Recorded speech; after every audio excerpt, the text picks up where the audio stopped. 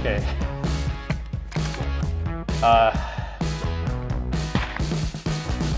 This thing sucked. This was demoralizing. So Derrick was shooting a match of a merit there a few weeks ago, and he had a few issues he ran into. He asked me to go through his match stages he did, and you know, we have a video of it, so we're gonna go through and critique it right now. Is there anything that you felt you needed to do better, or? Just about everything. So just shoot better in general? Yeah, that'd be helpful. Okay, so we're gonna jump into this first stage here. Can you give me a quick, like, what's the description of the stage? Like, what did you have to do on this one? So this stage was the MDT truck stage. This one you had to start, rifles in the back seat. You start in driver's seat, both hands on the wheel, all doors closed. On go, you get out, your rifle had to be either in the well of the door in the truck or in the window. So you had 3 shots at, honestly I don't remember if it was 1 target or 3. I think it was 3 shots, 3 targets. It was, because I remember changing my dope for this. So 3 shots, 3 different targets, and then you have to grab your gear, jump into the bed, 3 shots, 3 targets off the top of the truck, and then same thing passenger door. Cool, okay, yeah, so let's run this and see how you do. Okay. Shooter ready. Ready. Engage.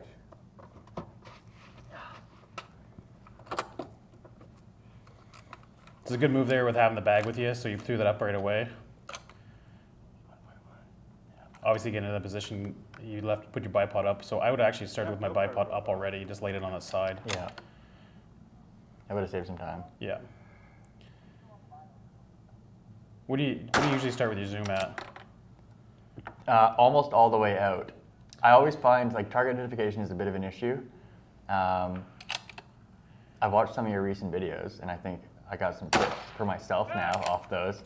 But I usually zoom all the way out to find the target and then zoom in once I can identify something. So I really like to go just stay at like a certain level. So let's pause this, yeah. So I've got a few different things coming up here right now that we can go work through. So you're identifying it and you're zooming back in, and then you're engaging. There's usually a nice like intermediate area for like your zoom. Like I like to run like between 12 and 18, depending on the size of the targets, how easy they are to identify. The harder they are to identify, usually the lower power I run, because then it allows you to see in a larger sight picture. And also, you know, when you are identifying those targets, I'm pointing that gun at the target before I get down behind the gun. So I'm hoping that they're gonna be, or expecting they're gonna be inside that sight picture, or one of my landmarks are gonna be inside that sight picture. So the other thing I did too, you notice here, is your arm keeps on going like this when you're always checking your dope, because your dope's written down here. Yeah.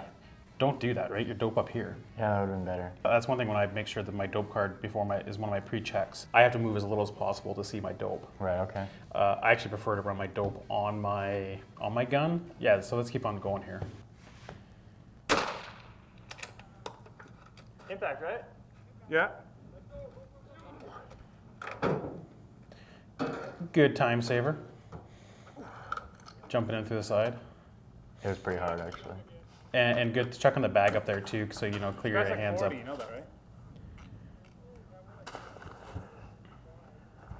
Okay, fair, you win. You should maybe tuck your shirt in a bit. I have an issue with that too.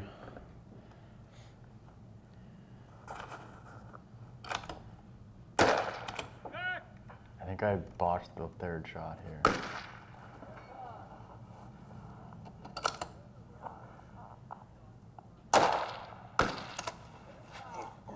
Now I time out. I get into position, I believe, but then I time out. The bipod was an issue here. So why was the bipod an issue? Why'd you put it up? I had it, well, I didn't put it up. I had it down for the roof shot. Yeah. And then I didn't collapse it. So right there, I hit the hood of the truck. Oh, you did? Yeah. Let's go back. So on the top of the truck, so usually what I've done in situations like this, where I know that I got to use my bipod at some time during the stage, start with it up, leave it up, and then when I get up there, I'll use it. When I go to the next position, as I'm moving, I actually just rip my bipod off and drop it. I could have done that. I could have ripped it off right here. Yeah, and that saves you a little bit of time, because then you also don't run into the situation where you smoked it off the and put another scratch in an MDT truck. It's got a lot now. It's got a lot, yeah. Yeah, so that's one thing I'd pick up on that. The other thing too is you dialed everything. On a stage like this, where you have to do 3 separate target engagements 3 times, you're gonna run out of time. I did. Yeah, I think if you hadn't been dialing, that would have gained you probably 3 seconds per shot. It probably would have at least got me another shot. You probably would have, yeah, 1 or 2 shots more on If that. I did the bipod thing, if I ripped the bipod off and didn't dope for each shot or Yeah. dial for each shot, then I would have at least had one more at the end, I think. Yeah, exactly. So one of the other things too is like before you start to move, dial your next dope on. So when you dial that next dope on, like from moving from the truck to this next stage, as soon as you had got your gun in position, you could have got on that target and you could have engaged it. You know, your position, body position is kind of hard for me to tell right now. From what I can see here, there's nothing more you really could have done for stability wise. So we're kind of just getting started though, because I would have considered this the best stage of the day. Oh, okay. Yeah. So you're still in for it. Yeah, nice. Okay, go to the let's keep next on one. moving then. First of all, this was my attempt at trying to use a tripod after our last company match, where I was just in awe about how awesome it was using a tripod. But it proved to actually be way more difficult than I thought to deploy in real life in a match scenario. This was 3 different positions, this being one, another one being like a big rubber roll, and then the third one being a pallet Okay, on its vertical. okay. So all somewhat kneeling-ish. The roll was a very low kneeling, and then this one. So it was 3 targets, 3 shots in one position. Move on to the next. They're all 3 different targets, 1 shot each. Okay, and then move on to the next. 3 different targets, 1 shot each. And then on the last one, it was those 3 targets, and then start over and do the 3 targets again. So Okay. the targets were 789, 789, and then 789, 789 in the last one. Cool, okay. Okay. Yep. Time starts now. So first of all, Yeah.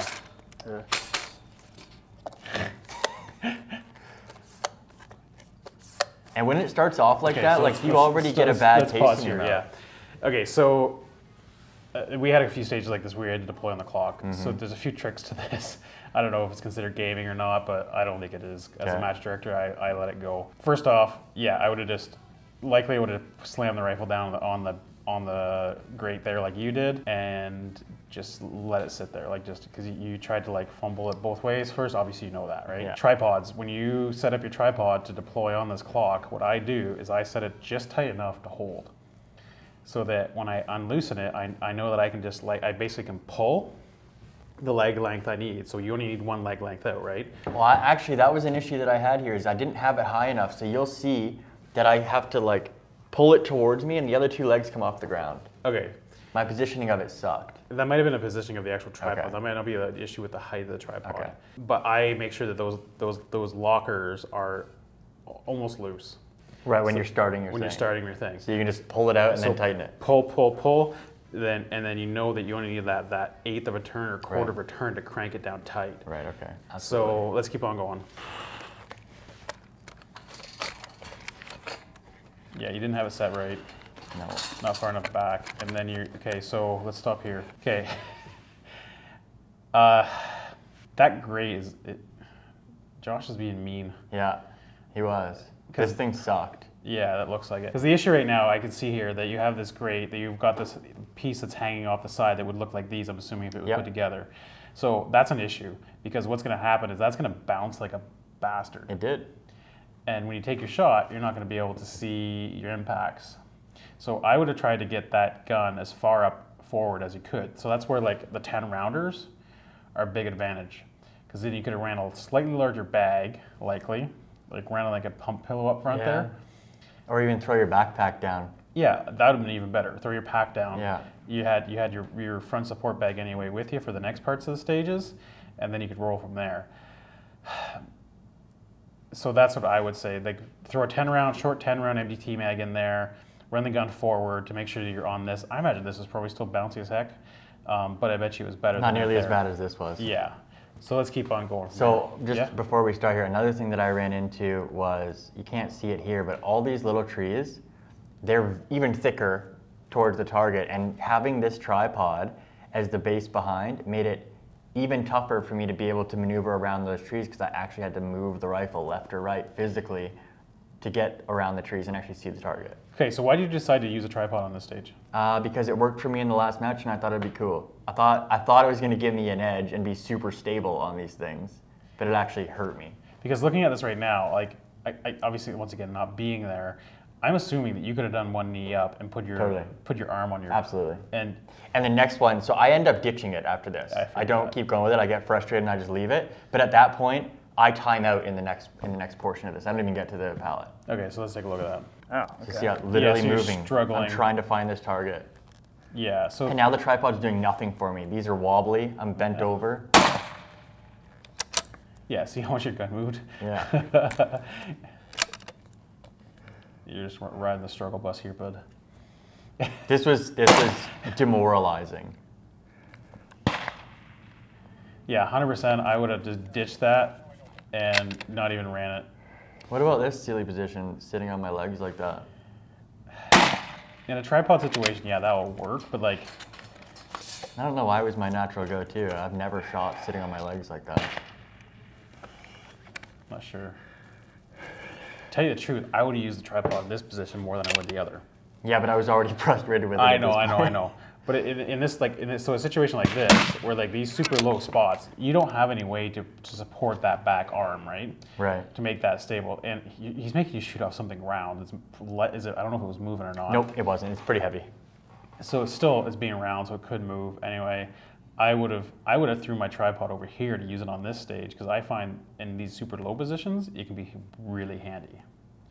But in a situation like you're saying though, the target acquisition was a very big issue for this. Oh. So overall, I probably wouldn't have ran it either way. Yeah, that would have been the better choice, I think. Yeah, so let's keep on moving here. I think at this point, I only got 1 or 2 points on this.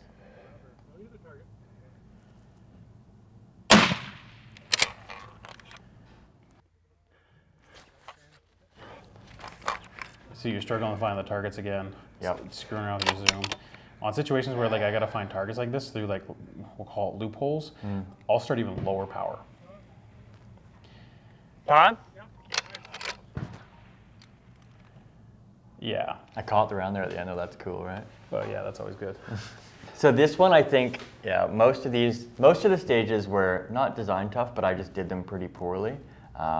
This was probably one of my least favorite of the day and most poorly done. It made me not want to try a tripod anymore. Tripods are very, very, very handy, but they also can get in the way very, very quickly.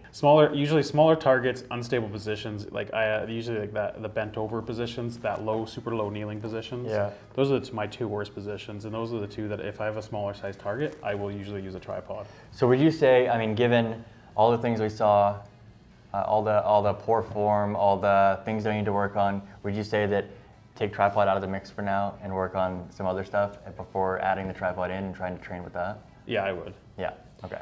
Like I think the things taking away from this, I think the big things you need to focus on is that target acquisition, like identifying them quickly and easily, focusing on your trigger pull, your follow through, and watching for those impacts. When I've talked to other people too, like they look at the target, they focus only on the target. They focus around the target too, right? Yeah. Like look at that 3 foot area around the target, or 6 foot area around the target, whatever you want to call it, and see where those impacts are hitting at, so you can make those adjustments for your next shot. Make sure that you see every shot. Like if you miss once, don't do the same thing again. Yeah. The down times that I've seen people, make a fantastic group like that in the side right beside the target, it's silly. If you just brought it over 6 inches to the right, you would have been smacking the heck out of that target. Yeah, man, that's my tips for you, and those are the main ones I usually give to the newer shooters: is target identification, follow through, good solid breathing, good solid trigger pull. Dry fire is cheap and easy to do. So. All right, well, I appreciate it. Thank you for your time today. Yeah, I appreciate all the feedback. I definitely have some things that I can take away from this, so that's good. And I'll remember to pull my pants out, because as you can see here.